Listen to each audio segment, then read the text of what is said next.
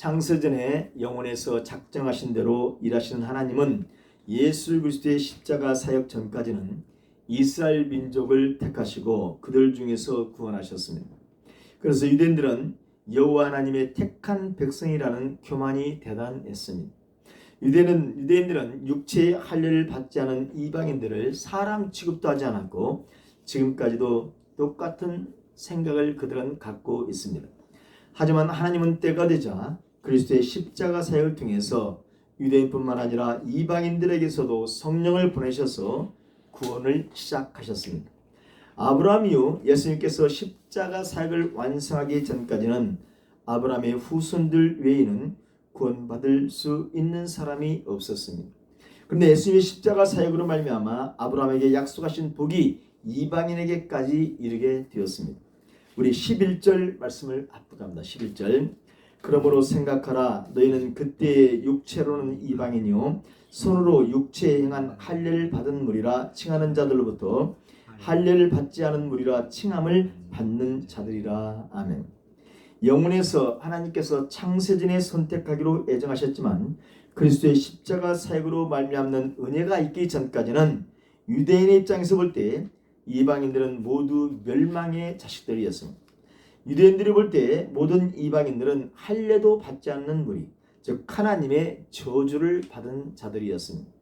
바울 사도는 오늘 말씀을 받고 있는 에베소 교회 성도들에게 그것을 생각하라고 상기시키고 있습니다.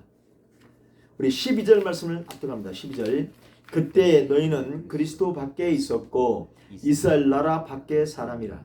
약속의 언약들에 대하여는 외인이요 세상에서 소망이 없고 하나님도 없는 자이더니. 아멘. 에베소 교회 교인들이나 저와 여러분 모두는 성령님을 받기 전까지는 그리스도 밖에 있었고 이스라엘 나라 밖의 사람들이었습니다. 그렇다고 해서 예수님이 이 세상에 초림하시기 전까지 유대인들은 그리스도 안에 있었고 이스라엘 나라 안에 있었던 사람들일까요? 구약의 형식적인 범위에서 보면 그것은 맞는 말입니다. 유대인들에게는 언약의 말씀이 있었고 아브라함의 후손, 특히 이삭과 야곱의 후손이므로 육적인 이스라엘 나라임이 분명합니다. 또 이스라엘 백성들에게는 선지자들을 통해서 계속해서 메시아 언약, 그리스도 언약을 그들에게 주셨습니다. 그러므로 형식적으로는 그리스도 안에 있었고 이스라엘 나라 안의 삶이었습니다. 그러면 여러분, 과연 유대인들은 실제로 메시아, 즉 그리스도 안에 있었을까요? 그렇지 않습니다. 그들은 분명히 그리스도에 대한 하나님의 언약을 갖고 있었지만 그들 모두가 전체가 그리스도 안에 있었던 것은 아닙니다. 오히려 대부분의 많은 사람들이 오히려 그리스도가 오셨을 때 그리스도를 배척하는 모습을 볼 때에 그들은 그리스도 밖에 있었습니다. 그들은 참된 언약 백성이 아니었습니다. 유대인들 중 소수만이 하나님이 택한 백성이었기 때문에 십자가를 감당하신 예수 그리스도를 믿게 되어졌습니다. 하지만 그때까지 모든 이방인들은 모두 다 그리스도 밖에 있었고 이스라엘 나라 밖의 사람들이었습니다. 그런데 승천하신 예수님께서 성령 하나님을 보내주셔서 그리스도 안에 있게 하시고 이스라엘 나라 안의 사람으로 바꾸어 주셨습니다. 요한복음 1장 12절로 13절에 영접하는 자 곧 그 이름을 믿는 자들에게는 하나님의 자녀가 되는 권세를 주셨으니 이는 혈통으로나 육정으로나 사람의 뜻으로 나지 아니하고 오직 하나님께로부터 난 자들이라고 말씀합니다. 에베소 교회의 이방인 성도들이나 오늘 저와 여러분들은 육적 이스라엘과는 무관한 사람들이죠. 유대인이 아니죠. 육신적으로는 야곱의 후손이 아닙니다. 하지만 그리스도를 믿음으로 참 이스라엘 백성이 된 것입니다. 믿음의 조상 아브라함의 자손들이 된 것입니다.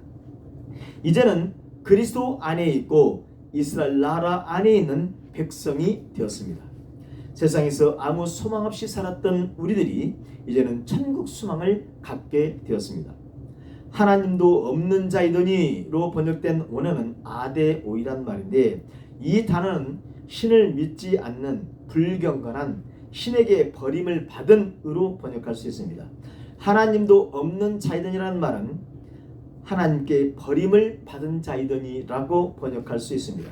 구약시대 모든 이방인들은 하나님께 버림을 받은 사람들이었습니다. 하지만 이제는 이방인들도 하나님의 언약 백성인 유대인처럼 하나님의 언약 백성이 될 수 있습니다. 하나님께 버림을 받은 자들이었던 이방인들이 무엇으로 언약 백성에 들어갈 수 있게 되었습니까? 우리 13절 말씀을 앞으로 13절. 이제는 전에 멀리 있던 너희가 그리스도 예수 안에서 그리스도의 피로 가까워졌느니라. 그리스도의 피로 가까워졌느니라. 유대인들 이외에 하나님께 버림받았던 모든 이방인들 중에서 이스라엘 백성으로 들어가게 된 사람, 다른 말로 구원받은 사람들은 그리스도께서 십자가에서 흘린 피로 말미암아 가능하게 되었습니다. 바울은 구약의 언약인 이스라엘 성전의 제사 제도를 염두에 두고 이 말씀을 하고 있다는 것을 우리는 압니다. 예루살렘 성전은 하나님께서 이스라엘 백성들을 만나주시고 죄를 용서해 주시는 장소입니다. 유대인들은 자기 죄를 용서받기 위해서는 반드시 동물을 잡아서 피의 제사를 드려야만 했습니다. 그런데 이방인들은 이 성전에 들어갈 수가 없었습니다. 이방인은 하나님에게서 멀리 있던 존재들이었습니다. 이방인 중에서 여호와 신앙을 가진 사람들은 견고한 담에 있는 이방인의 뜰까지만 들어갈 수 있었습니다. 그런데 그렇게 사람 취급을 받지 못한 이방인들이 이제는 그리스도의 피로 말미암아 하나님께 가까이 가게 된 것입니다. 여러분, 이 가까이 가게 된다는 표현은 시각적인 표현이고 실제로는 하나님께서 이방인 안에 들어오시게 된 것입니다. 다만 본절에서는 예수 그리스도의 십자가에서 흘리신 피로 말미암았다는 것을 정확하게 강조하기 위해서 이 표현을 사용하고 있습니다. 예수님은 구약 성경의 말씀대로 정확하게 구약 말씀대로 당신의 몸을 들여서 한 번의 제사를 드리셨습니다. 히브리서 9장 12절이죠. 염소와 송아지의 피로 하지 아니하고 오직 자기의 피로 영원한 속죄를 이루사 단번에 성수에 하늘나라 하늘 성전의 지성수에 들어가셨느니라. 히브리서 9장 25절 28절은 대제사장이 해마다 다른 것의 피로써 성수에 들어가는 것 같이 자주 자기를 드리려고 아니하실지니 그리하면 그가 세상을 창조한 때부터 자주 고난을 받았어야 할 것이로되 이제 자기를 단번에 제물로 드려 죄를 없이 하려고 세상 끝에 나타나셨느니라. 한번 죽는 것은 사람에게 정해진 것이요 그 위에는 심판이 있으리니 이와 같이 그리스도도 많은 사람의 죄를 담당하시려고 단번에 들이심 받으셨고 구원에 이르게 하기 위하여 죄와 상관없이 자기를 바라는 자들에게 두 번째 나타나신다라고 말씀합니다. 구약의 제사는 반드시 동물의 피를 뿌려야 죄를 용서하셨습니다. 이렇게 피 흘림이 없으면 죄를 용서함이 없었기 때문에 유대인들은 동물의 피를 뿌려 제사를 드렸습니다. 예수님은 선택한 성도들의 죄를 속죄받게 하기 위해서 당신의 몸을 제물로 드려 십자가에서 피를 흘리심으로 하늘의 지성소에 들어가셨습니다. 이 그리스도의 단번의 제사로 창세전에 선택하기로 예정한 성도들의 죄를 감당하셨습니다. 이때 흘리신 그리스도의 피로 말미암아 저와 여러분들이 하나님과 가까워지게 하셨습니다. 이제는 하나님이 두려워서 멀리 떨어져 있는 것이 아닙니다. 창조주 하나님께서 우리의 아버지가 되셨기 때문에 가까이 있게 되는 것입니다. 우리를 심판하실 심판주가 두려운 것이 아니고 무서워서 멀리 있는 것이 아니라 친구가 되어줬고 신랑이 되어줬고 아버지처럼 친구처럼 신랑처럼 아버지처럼 가깝게 있을 수가 있게 된 것입니다. 우리 14절 말씀을 앞에 14절 그는 우리의 화평이신지라 둘로 하나를 만드사 원수된 것 곧 중간에 막힌 담을 자기 육체로 하시고 아멘. 예수님께서 자신의 피를 흘리심으로 이방인들인 저와 여러분과 하나님 사이를 가까워지게 할 수 있었던 이유는 그분 자신이 화평이시기 때문에 예수님 자신이 화평이시기 때문입니다. 예수님은 화평 그 자체이십니다. 그러므로 예수님은 우리들을 하나님뿐만 아니라 다른 사람들과도 화평하게 만드십니다. 또 우리들 자신 안에 화평 자체로 머무르시기도 합니다. 성령의 내주로 화평이 우리 안에 내주하는 것입니다. 화평은 갈등으로 나누어진 것들을 하나가 되게 하며 죄로 말미암아 하나님과 분리된 인간들을 위해서 화평이신 예수님은 자신의 몸을 십자가에 내놓으셨습니다. 예수님은 자신의 몸으로 하나님과 여러분 사이에 막힌 담을 허물어 버리시고 화평을 이루게 하셨습니다. 골로새 1장 20절에 그의 십자가의 피로 화평을 이루사 만물 곧 땅에 있는 것들이나 하늘에 있는 것들을 그로 말미암아 자기와 화목제 되기를 기뻐하심이라고 말씀했습니다. 화평이신 예수님은 하나님과 죄인인 우리들의 화목을 위해서 화목 제물로 자신의 몸을 들이셨어요. 그래서 고통의 십자가를 감당하신 예수님으로 말미암아 저와 여러분들은 하나님과 화평을 누리고 하나님이 주시는 화평을 누리게 된 것입니다. 우리 15절 말씀 합독합니다. 15절 법조문으로 된 계명의 율법을 폐하셨으니 이는 이 둘로 자기 안에서 한 세 사람을 지어 화평하게 하시고 아멘. 예수님은 당신의 육체로 법조문으로 된 계명인 율법을 폐하셨습니다. 하나님과 화평의 관계를 가질 수 없었던 이방인들이 예수님의 십자가 사역으로 말미암아 화평이신 그리스도 안에서 하나님과 화평을 이룰 수 있는 새로운 피조물로 바뀌어진 것입니다. 예수님은 당신의 십자가 구속 사역으로 유대인과 이방인을 하나의 새 사람이 되게 하셨습니다. 즉 그리스도 안에서 새로운 인류가 되게 하셔서 화평하게 하나님과 화평하게 하신 것입니다. 한 새 사람이란 말은 하나의 새로운 인류라고 번역해야 더 좋아 보입니다. 한 새 사람이라고, 새 사람이 무슨 뜻이라고요? 하나의 새로운 인류. 이것은 창세전에 선택받아 구원을 받은 사람들의 모임인 교회를 말하는 표현이 한 새 사람이란 표현입니다. 그리스도의 십자가 사역으로 말미암아 그리스도 안에서 새롭게 된 사람들의 연합체인 보편적 교회가 한 새 사람입니다. 다른 말로 하나의 새로운 인류라는 의미. 이것이 오늘날 교회의 성격입니다. 교회는 전혀 서로 다른 이질적인 사람들이 그리스도로 말미암아 새롭게 변화되어 하나로 연합한 존재들의 모입니다. 이전에 이 세상에 존재하지 않았던 전혀 다른 것으로 지음받은 존재들이 교회예요. 그래서 교회는 그리스도로 말미암아 물리적인 변화가 된 것이 아니라 화학적 변화가 일어난 존재들입니다. 근본적으로 전혀 다른 존재로 변화된 것이 교회, 즉 성도들입니다. 완전히 하나님 밖에 있어 죄를 짓고 살던 이방인들과 하나님의 율법을 지키며 살고 있던 유대인들은 전혀 사는 방법이 달랐습니다. 마치 물과 기름처럼 전혀 융합할 수 없는 이질적인 존재들이었습니다. 의식, 사고, 살아가는 방식, 모든 것이 완전히 다른 존재들이었습니다. 그렇기 때문에 유대인들은 이방인들을 상대조차 하지 않으려고 했습니다. 이방인들을 괴되지만 또 못하게 여긴 것입니다. 유대인과 이방인이 하나가 된다는 것은 그들이 생각할 때 상상도 하지 못할 일이었어요. 여러분, 이것은 민족적 관점으로 보는 것입니다. 그런데 개인 한 사람 한 사람을 볼 때에도 유대인이나 이방인 할 것 없이 모든 사람들은 각각 자기의식과 자기 주장과 자기 생각이 있습니다. 그래서 마음을 같이하는 하나가 된다는 것은 결코 쉬운 일이 아닙니다. 한 어머니의 뱃속에서 나온 형제라고 할지라도 하나가 되는 것은 쉽지 않습니다. 또 한 몸이라고 말하는 부부 사이에서도 마음이 하나가 되는 것은 쉽지 않아요. 그런데 여러분, 그렇게 하나 되기가 어려운 인간들을 하나 되게 하는 일을 예수님은 십자가에서 해내셨습니다. 예수님은 하나가 되어 연합할 수 없는 사람들을 새로운 피조물로 만들어서 화평한 사람들로 만드신 거예요.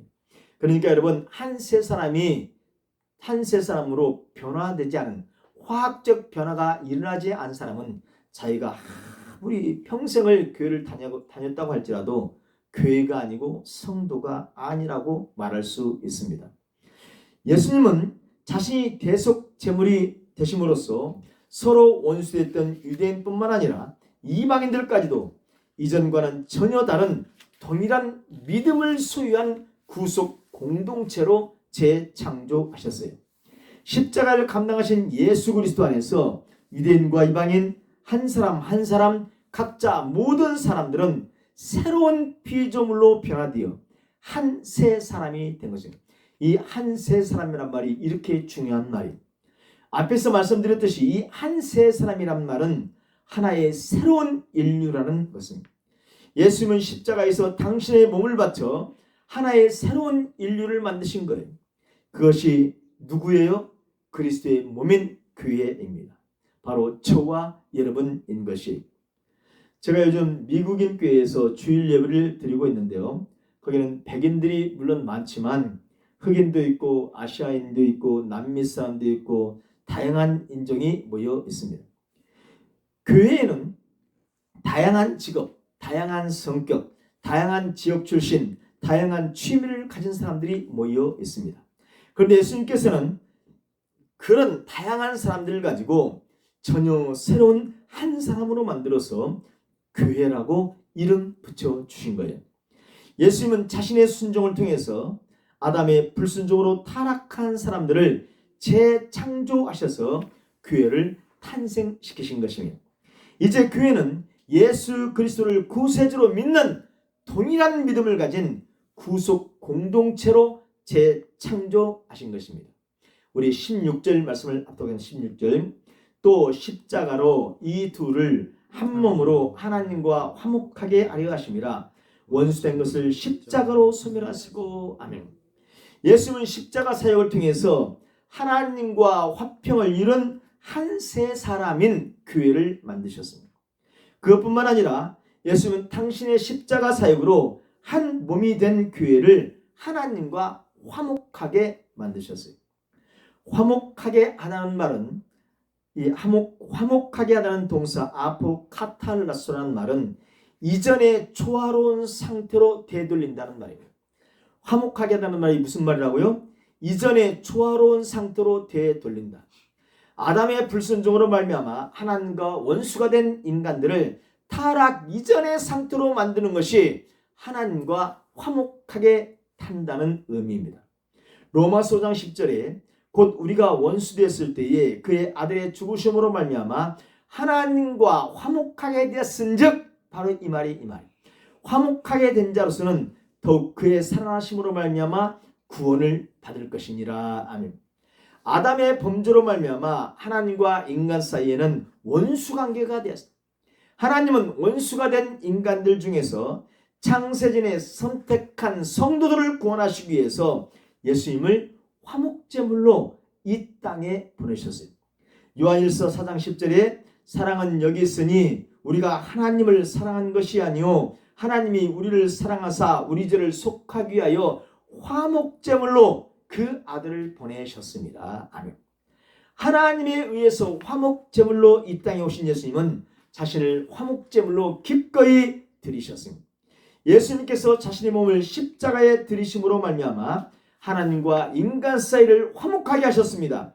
하나님은 창세전에 선택하기로 예정된 당신의 자녀들과 화목을 하셨어요. 다른 말로 창세전에 선택한 당신의 자녀들을 타락 이전의 상태로 만들어 주신 것입니다. 원래 화목했던 인간과 하나님 사이의 화목이 아담의 범죄로 깨져 원수가 되어져 있었습니다. 이제 예수 그리스도의 십자가 사역으로 그 깨어졌던 관계를 어떻게 한 거예요? 회복하신 것입니다. 하나님과 인간을 회복하게 하기 위해서 하나님과 인간의 관계를 화목하게 하기 위해서 인간을 화목하게 하기 위해서 예수님은 처절한 대가를 치르셔야 했습니다. 인간에게 가할 수 있는 최고의 고통을 느끼게 하는 것이 십자가 체행인데 예수님은 인간이 체험할 수 있는 가장 악랄하고 가장 처절하고 가장 고통스럽고 그런 순환을 당하시고 죽임을 당하셨어요. 그 고난의 갈보리 십자가로 말미암아 원수 사이였던 인간과 하나님이 태초의 완전한 화목의 상태로 완전한 회복의 상태로 되돌아가게 된 것입니다. 성도 여러분, 갈보리 십자가는 죄에 대한 심판의 자리였고 그래서 하나님의 공의가 완성된 곳입니다. 갈보리 십자가는 택한 사람들의 죄에 대한 용서가 완성된 곳입니다. 갈보리 십자가는 의로우신 하나님과 불의한 인간이 서로 손을 맞잡게 하는 화해의 장소가 되었습니다. 화평 자체이신 예수님은 갈보리 십자가 사역을 감당하심으로 창세전에 하나님께서 선택한 사람들을 하나님과 원수가 되었던 자리에서 하나님과 화목하게 한 자리로 옮겨가게 하셨습니다. 바로 저와 여러분이 이 은혜와 이 사랑을 받은 사람들입니다. 우리 17절 말씀을 앞으로 가면 17절, 또 오셔서 먼 데 있는 너희에게 평안을 전하시고 가까운 데 있는 자들에게 평안을 전하셨으니. 아멘. 16절까지 예수님의 사역을 말씀하셨다면 본 17절 말씀은 성령 하나님의 역사를 말씀하는 것처럼 보입니다. 왜냐하면 먼 데 있는 너희에게는 이 전체 문맥으로 볼 때 이방인들을 말하고 있고, 가까운 데 있는 자들은 유대인들을 가리키는 것으로 보이기 때문입니다. 그래서 오늘 본 17절 제일 앞에 있는 또 오셔서란 말을 원문대로 번역하면 그리고 그가 오신 후에가 됩니다. 이것을 다시 번역하면 그리고 그가 오신 후에 먼 데 있는 너희에게 평안을 전하시고 가까운 데 있는 자들에게 평안을 전하셨으니라고 번역할 수 있습니다. 이 땅에 인간 오신 예수님께서 이 사역을 물론 하셨지요. 그런데 이방인이나 유대인들이 복음을 받은 것은 성령님이 강림하신 후 사도들과 제자들을 통해서 이루어집니다. 그러므로 먼 데 있는 너희에게를 이방인들로 보고 가까운 데 있는 자들을 유대인들로 본다면 오신 분은 성령님이시고 성령님을 보내신 분은 예수 그리스도이십니다. 십자가 사역으로 하나님과 화목을 완성하게 하신 예수님은 이제 하나님과 화목하게 될 성도들에게 성령님을 보내주셨습니다. 예수님의 십자가 사역으로 말미암아 하나님과 화목하게 될 사람들에게 예수님은 성령 하나님을 보내주십니다. 그런데 우리에게 오신 성령님이 평안의 영이십니다. 하나님께서 창세전에 선택하기로 예정하신 사람들에게 오신 성령님은 하늘의 평안을 주셔서 하나님과 화목의 자리로 들어가게 하시는 것입니다.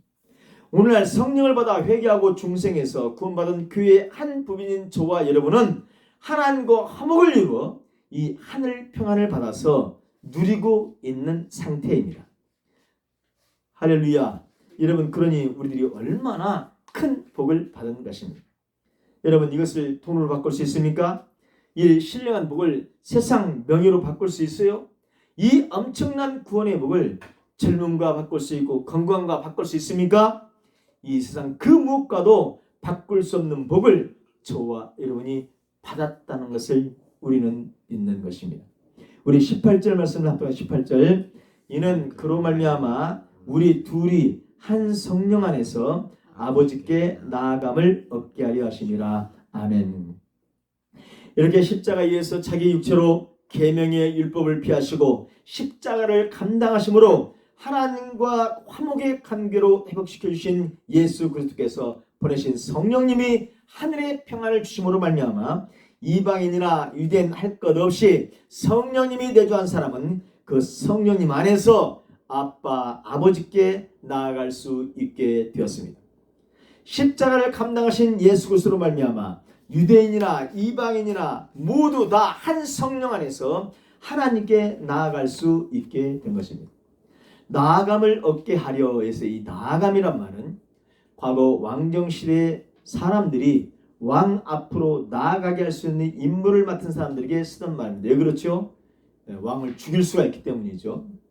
과거 시대에는 왕의 최측근이 이 역할을 감당했고, 오늘날에는 대통령의 최측근인 대통령의 비서실장이 이런 일을 감당합니다. 나아감을 하는 일을 비서실장이 감당하는 거예요. 이와 비슷하게 십자가를 감당하신 예수 그리스도께서는 온 우주의 왕이신 예수님 앞에, 온 우주의 왕이신 하나님 앞에 사람들이 나아갈 수 있도록 하는 역할을 감당하셨다는 거예요. 그런데 한번 하나님 앞으로 인도함을 받은 사람은 언제든지 자유롭게 하나님께 나아갈 수 있도록 허용하신다는 거예요. 이제 한번 예수님에 의해서 하나님께 나아감을 받도록 인도함을 받은 사람은 언제든지 자유롭게 뭐 할 수 있어요? 하나님 앞에 나아갈 수 있어요. 이것을 히브리서 4장 12절은 말하는 거예요. 그러므로 우리는 긍휼하심을 받고 때를 따라 돕는 은혜를 얻기 위하여 은혜의 보좌 앞에 담대히 나아갈 것입니다.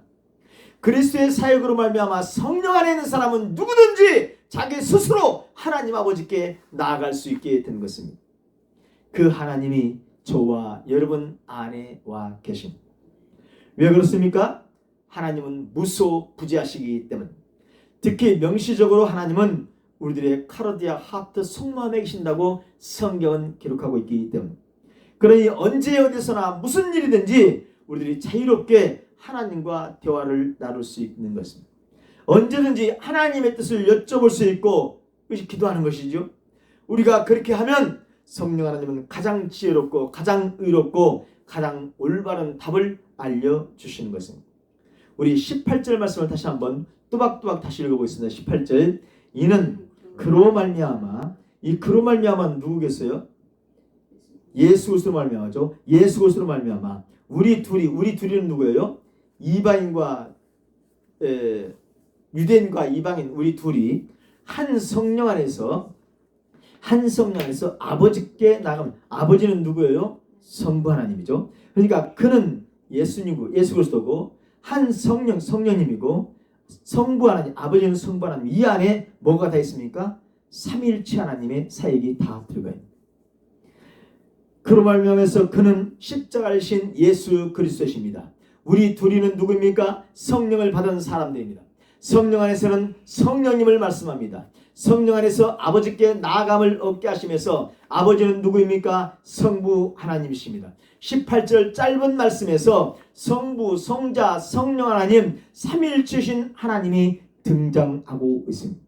성자들이신 예수 그리스도의 구속사역으로 말미암아 성령 하나님이 우리에게 오셔서 우리를 성부 하나님께로 인도하시고, 이렇게 인도함을 받아서 하나님 앞으로 나온 성도들을 성부 하나님께서는 용서하시고 화목을 이루시는, 인간의 구원사역을 삼위 하나님께서 함께 역사하신다고 하는 것을 정확하게 설명해 주고 있습니다. 이렇게 정확하게 여러분 삼위일체 하나님을 말하지 않는 사람들은 이단이라고 말할 수 있습니다. 성령님이 내주한 사람은 이것 이외에 다른 교리를 주장할 수 없습니다. 여러분, 이것이 하나님의 사랑입니다. 요한일서 3장 1절에 보라, 아버지께서 어떠한 사랑을 우리에게 베푸사 하나님의 자녀라 일컬음을 받게 하셨는가. 우리가 그러하도다. 그러므로 세상이 우리를 알지 못함은 그를 알지 못함이라고 말씀합니다.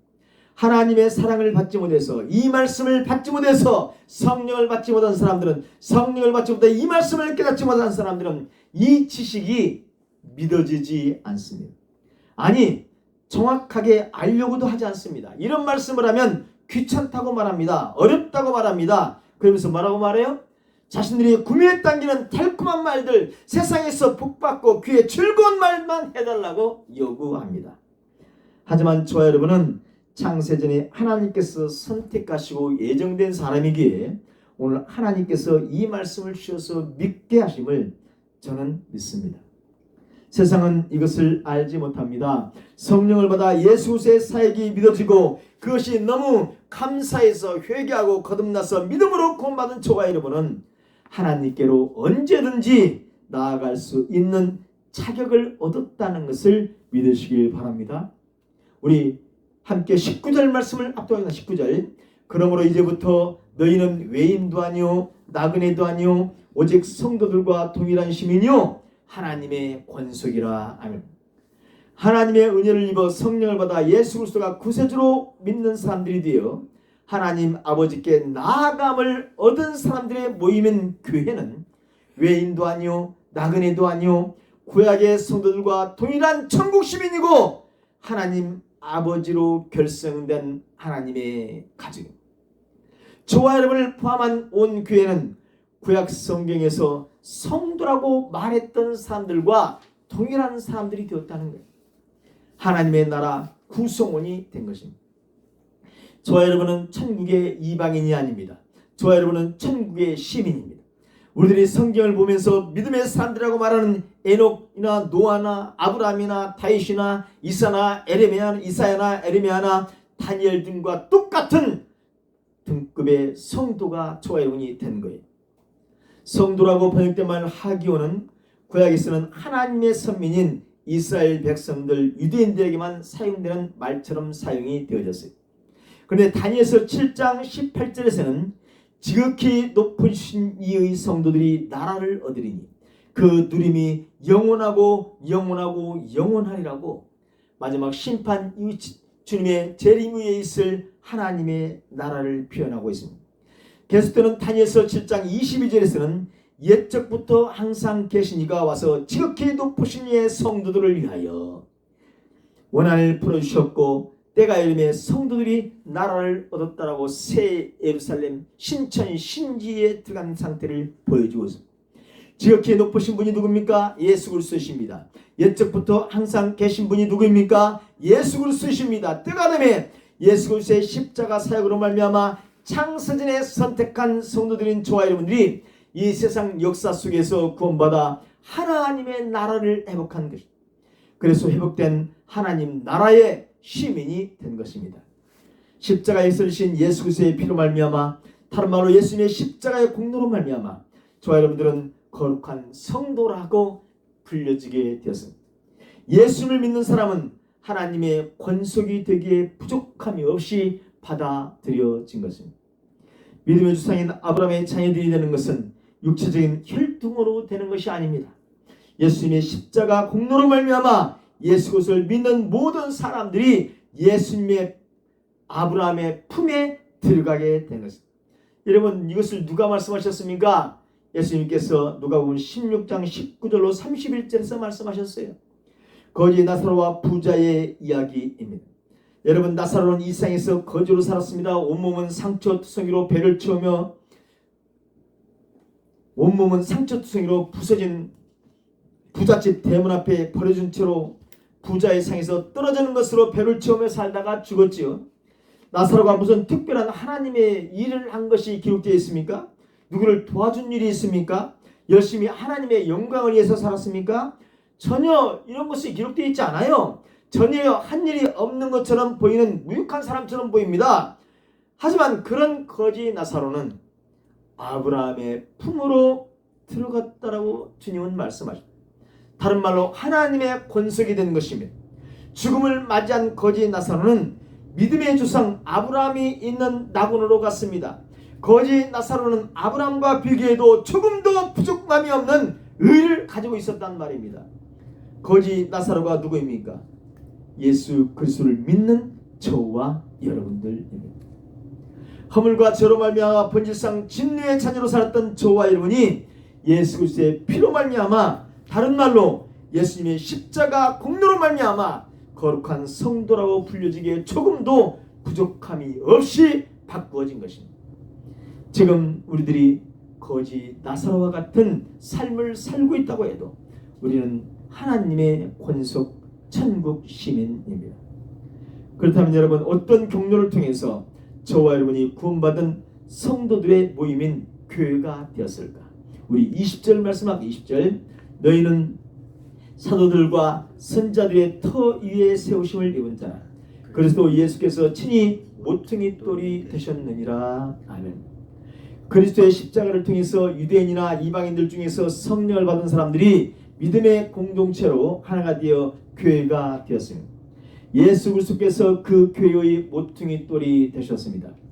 바울 사도는 이 세상에서 살고 있는 성도들을 그리스도를 머리라는 몸통인 교회라고 말합니다. 성도들의 모임인 교회를 눈에 보이는 건축물처럼 설명한 것이죠. 하지만 교회는 단순한 건물이 아닙니다. 예수님은 요한복음 2장 21절에서 너희가 이 성전을 헐라 내가 사흘 동안에 일으키리라고 예루살렘 성전을 보시고 말씀하셨어요. 예루살렘 성전을 허물면 사흘 만에 다시 세우겠다고 말씀하셨던 성전이 바로 교회입니다. 예수님께서 말씀하셨던 이 성전은 사도들과 선자들의 터 위에 세우셨습니다. 그 모퉁이 돌은 예수 그리스도이십니다. 예수님이 말씀하신 성전을 세우는 재료는 예수님으로 말미암아 거듭난 저와 여러분들이 모임인 교회입니다. 그런데 여기서 한 가지 생각할 것이 있습니다. 오늘 본문에서는 너희는 사도들과 선자들의 터 위에 세우심을 입은 자라고 되어 있습니다.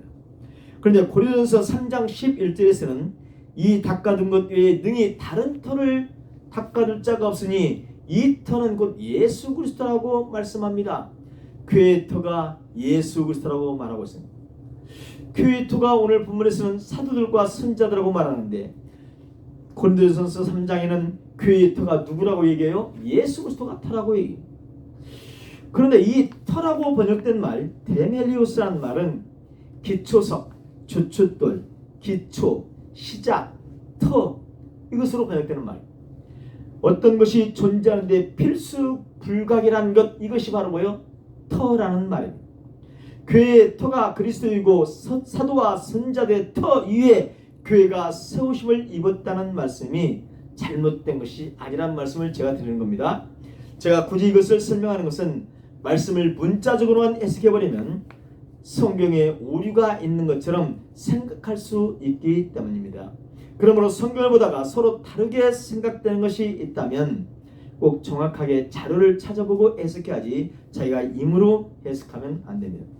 교회는 예수 그리스도의 터, 즉 예수님을 기초로 시작되었고 사도들과 선자들에 의해 시작되어져 지어져 가고 있습니다. 또 예수님은 교회의 모퉁이 돌이 되셨습니다. 모퉁이 돌은 건물의 벽과 벽이 만나는 코너에 세워져서 건물의 기초가 될 뿐만 아니라 벽과 벽을 연결하는 기초셀입니다. 고대 근동지역에서 건물을 세우는 사람은 자신의 이름을 이 모퉁이 돌에 새겨서 건물이 자신의 소유임을 표시했고 오늘날도 마찬가지로 이것은 그대로 사용하고 있는 것 같아요.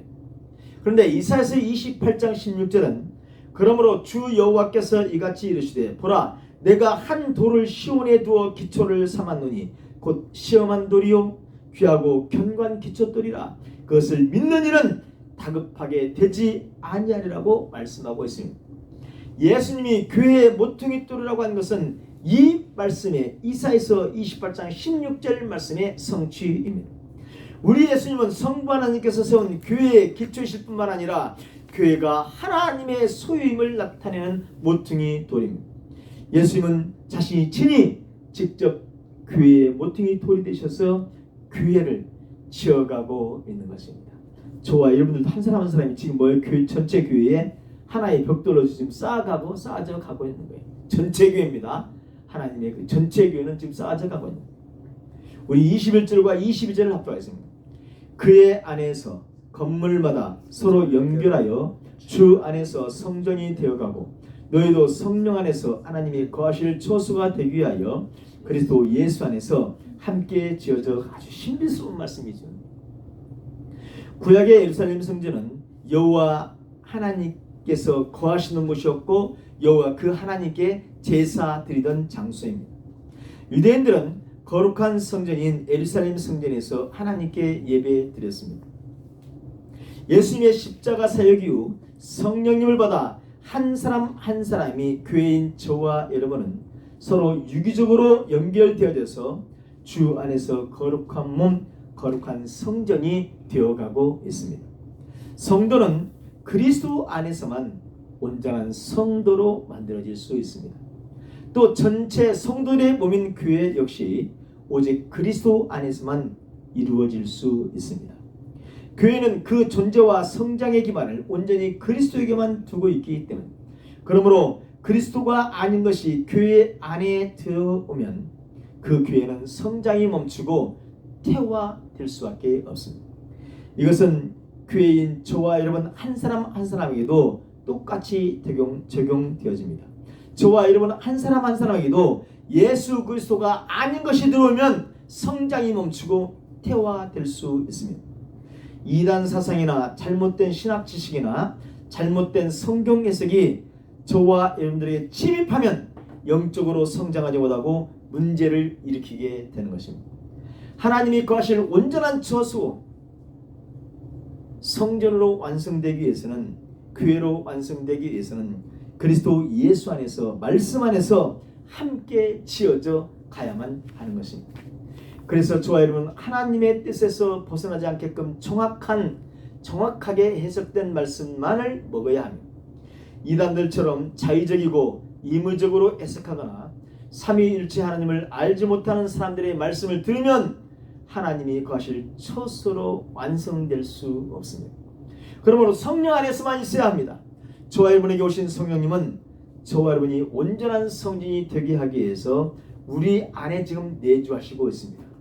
그래서 그 성령님이 절대로 성경을 벗어나는 말씀을 가르쳐주지 않습니다. 하나님의 뜻에 관한 이단 사설을 가르치지 않는 것입니다. 단 한순간이라도 예수 그리스도의 말씀에서 벗어나면 우리는 믿음의 성장을 이룰 수 없습니다. 그러므로 언제나 우리는 성령 하나님을 믿고 그분 안에만 있어야 하겠습니다. 성령님이 오셔서 예수를 믿게 하시고 회개하고 거듭나서 구원받은 성도가 되었지만 시간 속에 있는 우리 모두는 아직 완성된 성전이 된 것은 아닙니다. 그렇기 때문에 오늘을 사는 우리들은 거룩하고 흠이 없는 삶을 살아내려고 몸부림을 쳐야 합니다. 성령님의 인도를 받아 자신의 죄성과 순간의 죄들을 회개해야만 합니다. 회개하면 다시는 넘어지지 않게 해서 말씀으로 무장해야 합니다. 고린도전서 6장 19절 20절입니다. 너희 몸은 너희가 하나님께로부터 받은 바 너희 가운데 계신 성령의 전인 줄을 알지 못하느냐? 너희는 너희 자신의 것이 아니라 값으로 핏값으로 산 것이 되었으니 그런즉 너희 몸을 하나님께 영광을 돌리라. 아멘. 본질상 진노의 자식들이었던 저와 여러분을 위해서 예수님은 고난의 십자가를 감당하셨습니다. 성령님은 저와 여러분에게 오셔서 예수님을 믿게 하시고 구원하셔서 천국 백성, 성도, 하나님의 자녀, 하나님의 권속으로 만드셨습니다. 이제 저와 여러분은 말씀이신 예수 그리스도의 기초 위에서 하나님의 뜻인 말씀으로만 거룩하고 흠이 없는 모습으로 지어져 가야 합니다. 그래야만 주님 재림하시는 날 하나님이 거하시는 온전한 성소가 되어지는 것입니다. 성도 여러분, 저와 여러분은 이것만을 목표로 살아야 합니다. 성도 여러분, 성령 안에서 이렇게 하나님이 거하실 초소가 되기 위해서 그리스도 예수 안에서 함께 매일매일 순간순간 거룩하게 지어져 가는 저와 여러분들이 되시기를 간절히 소원합니다. 기도하겠습니다. 하나님, 본질상 진노의 자녀가 되어 아무 소망 없는 삶을 살던 저희들을 예수 그리스도의 피로 사주심을 감사합니다. 예수님이 땅에 오셔서 고난의 십자가를 감당하심으로 저희들에게 하늘 평안을 주심을 감사합니다. 성령님 우리에게 오셔서 믿음을 주시고 하나님의 자녀 삼아주시며 성도로 천국 시민으로 삼아주심을 감사합니다. 이제 성령 안에서 그리스도를 기초로 말씀을 기초로 하나님이 거하실 성전으로 저희들을 만들어 가심을 감사합니다. 저희들 각자가 성령 안에서 하나님이 거하실 거룩한 처소가 되게 하여 말씀으로만 성장하겠습니다. 말씀으로만 함께 지어져 가겠습니다. 성령님, 이단의 말씀들이, 이단의 사설들이 저희들에게 들어오지 않도록 막아 주옵소서. 우리 모두가 성령 안에서 하나님이 거하실 처소가 되게 하여 그리스도 예수 안에서 함께 지어져 가게 하여 주시옵소서. 하나님 감사합니다. 예수님 감사합니다. 성령님 감사합니다. 예수 그리스도의 이름으로 기도하옵나이다. 아멘.